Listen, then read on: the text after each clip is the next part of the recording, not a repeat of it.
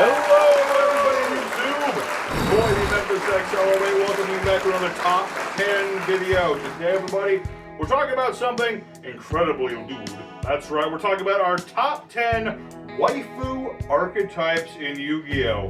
Because, of course, Konami wants to make every other archetype incredibly overly sexualized. Therefore, we're going to be talking about our personal picks for our top 10 of the best of the best. Now, to clarify, because it's very important that we clarify this, we're not talking about our top 10 waifu monsters, per se. We're talking about them in the context of the entire archetype. Therefore, we're not ranking this by simple attractability. No, that is not this. No, we're ranking this on two different factors. Number one, how good the deck is. And number two, whether I'd every monster in the deck. So, that being the case, let us know your favorite archetype in the comments below, and let's get right into the action. At number 10 on our list, we have the Sister archetype. Sisters, they're pretty cool. They have a pretty straightforward strategy. They're all about punishing your opponent for messing with the graveyard. They're there to protect the souls of the departed. The zombies hate them. Zombie archetypes hate these ladies. But, they're cool and all. But I really wouldn't want to date any of them. I mean, most of them are little girls. I mean, I think Martha's close, but I'm not really into pink. Not gonna lie. But getting there.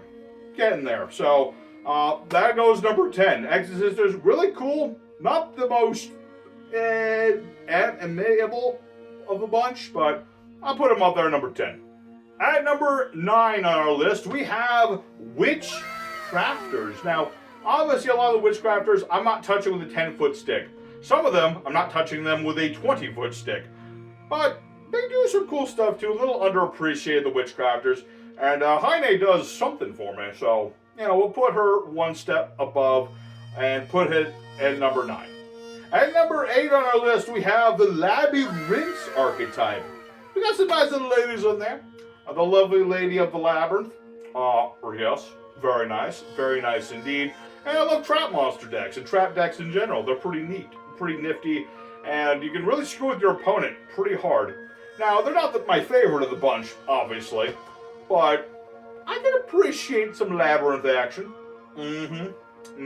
Very much so. But I have to take some points off because half the archetype is like inanimate objects. So you gotta take off points for things like that.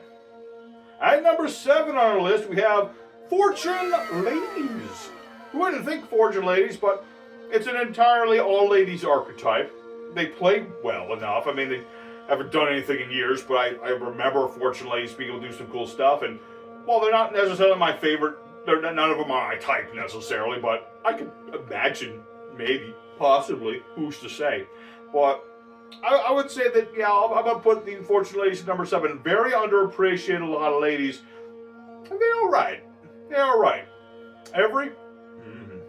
Number 6 on our list goes to the Charmers archetype. Love me some Charmers when it comes to like dueling and stuff. They're very, very versatile. They work with a lot of different things. I like their strategy. I'm very much a straightforward kind of guy, going for all that battle phase. And at the same time, Charmers, they got some tricks up their sleeves. They can trick up your opponent. Now, I wouldn't date half of them because, they start as little girls. But when they get up bigger, I can work with that. Although I have to compete with their little familiar buddies because I think that there's some weird stuff going on in there. So it's a tricky one, but I got to give them lots of points because I love the play style of Charmers more than anything. They're just cool. I like how they work the most. So I'm going to put them at number 6 here. And I think that works just well.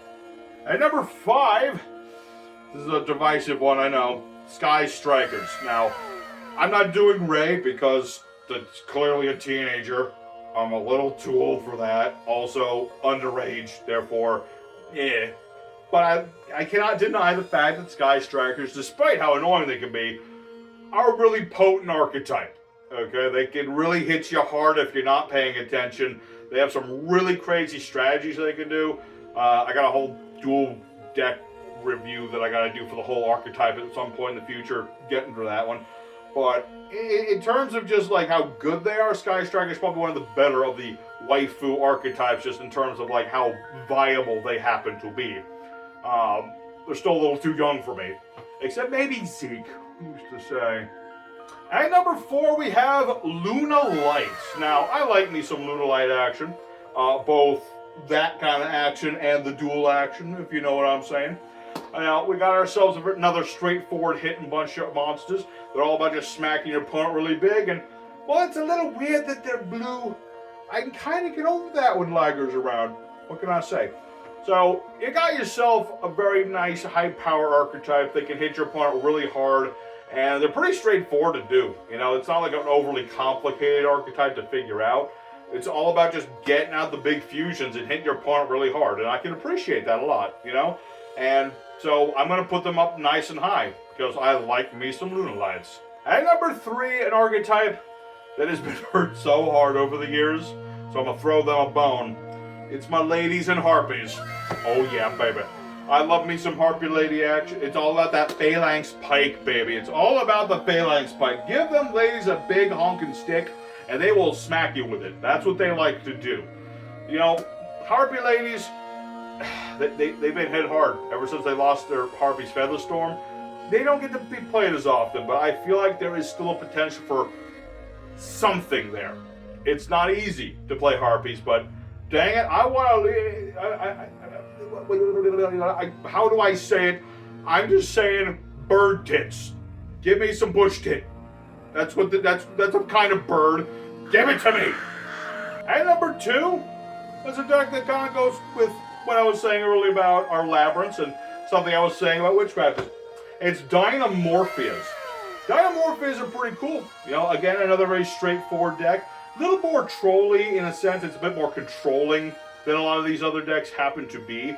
But, Ketragrina. Yeah, this works for me. This works. But yes, I like these Dynamorphies. You know, they're very straightforward. You just kind of set them out. And it's such a cool play style when you get down to it. It's, you know, most archetypes don't like to lose all their life points. Or they pay them to, like, do certain things, but they don't, like, pay that much. Dynamorphies are about getting as low as humanly possible. They're just running on the edge, man. They're on the edge of glory. And that's what I like about them. Also, Ketragrina's hot, but, you know, that's another factor entirely. So, yeah, number 2 goes to the Dynamorphias. Very nice. As for honorable mentions for waifu, I didn't really think of it too many. Valkyries? Valkyries are cool. I mean, they're very one note. I mean, they do like one thing, and none of them are like especially like attractive to me. So I wouldn't be putting them up. But they're, you know, Valkyries are cool enough, I suppose. So yeah, that's the only archetype I can think of that deserves an honorable mention. Yeah. So at number 1 in our list of the top 10 waifu archetypes, Amazoness. Oh baby, yeah. That's what I'm talking about. Yeah, so again, I'm a very straightforward guy. I like me some beats down style archetypes. And combining that with like Amazoness, because Amazoness can combo hard. They can combo very hard. They can hit really hard. They got some really nasty tricks for your opponent if you let them do it. It's a cool bunch. I like Amazoness. They're a really cool bunch of cards. And they're not too hard to look at. Let me tell you that much. So, yes. What's that? Oh, Dark Magician Girl is an archetype. Do you know how bad Dark Magician Girl is as an archetype of itself? You need Dark Magician to do anything. So no, we're not talking about that. But yes, that is going to be our list, everybody, for our top 10 waifu archetypes. If you agree with it, let us know down in the comments. If you think I missed somebody or I didn't talk about your favorite waifu archetype, let us know in the comments below. Thank you very much for watching. Don't forget to hit all the buttons down below. And next time for top 10, I have no idea what I'm doing, but we'll figure it out there. Maybe the top 10 husbando archetypes, I don't know. Something like that. But anyway, till next time, everybody, you stay safe and happy. You have a great time. And until then, you have a good one.